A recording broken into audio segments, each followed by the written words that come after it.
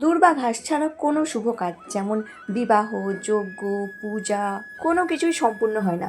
কিন্তু কখনো এমন প্রশ্ন এসেছে কি মনে, এই সামান্য দেখতে ঘাসের এত মহিমা কেন? কোথা থেকে তার জন্ম? কেনই বা এটি এত পবিত্র যে কোনো শুভ কাজে এটি ছাড়া চলে না? পুরাণে লুকিয়ে আছে এর কাহিনী। বহু যুগ আগে দুর্বাসুর নামে এক অসুর ছিলেন। অসুর হলেও ছিলেন শ্রীকৃষ্ণের একনিষ্ঠ ভক্ত। কিন্তু তার মাতা ছিলেন সম্পূর্ণ বিপরীত, দেবতাদের প্রতি বিদ্বেষে ভরা। কারণ ছিল গভীর। দুর্বাসুরের পিতা ও ভাইরা দেবতাদের হাতে নিহত হন। সেই শোক আর ক্রোধ তার মাতাকে বিষে ভরিয়ে তুলেছিল। তিনি সর্বদা চাইতেন স্বর্গ ধ্বংস হয়ে যাক, দেবতারা নিশ্চিহ্ন হোক। তার সঙ্গে তিনি যেন স্বর্গের উপর কর্তৃত্ব করতে পারেন। এই কারণে তিনি নিজের পুত্র দুর্বাসুরকে আদেশ দিলেন, তুমি বহু বহু যুগ ধরে তপস্যা করো আর এমন শক্তি অর্জন করো যাতে দেবতাদের ধ্বংস করা যায়। তুমি অমরত্ব লাভ করো। মাতার আদেশ অমান্য করতে পারলেন না।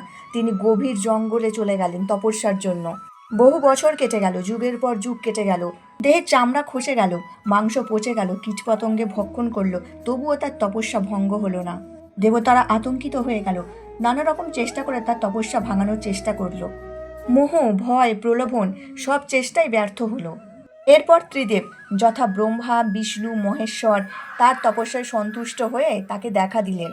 তার তপস্যায় সন্তুষ্ট হয়ে তাকে বর চাইতে বলা হলো। তখন দুর্বাসুর বললেন, হে ত্রিদেব, আমি আমার মাতার আদেশে অমরত্ব পাওয়ার জন্য তপস্যা করেছি, কিন্তু আমি যদি আজ অমরত্ব পাই আমার মা আমাকে দিয়ে আরও পাপ কাজ করাবে।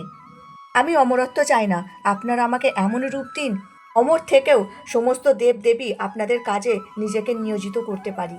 ত্রিদেব সন্তুষ্ট হলো। তখন তারা তাদের বলল, তুমি দুর্বাঘাস রূপে জন্মগ্রহণ নেবে। তোমার কখনো মৃত্যু হবে না। জগতে সব কিছুই ধ্বংস হবে, কিন্তু তুমি চিরকাল বিরাজ করবে। শুধু ত্রিদেব না, এ জগতে যে কোনো শুভ অনুষ্ঠান, যে কোনো ভালো কাজে তোমাকে ছাড়া সম্পূর্ণ হবে না। সেই কারণে দুর্বাঘাসের 3টি পাতা, যার মধ্যে বিরাজ করে ব্রহ্মা, বিষ্ণু ও মহেশ্বর। আজও আমরা যখন দুর্বাঘাস ব্যবহার করি তখন এক মহান আত্মার চিরন্তন স্মরণ করি।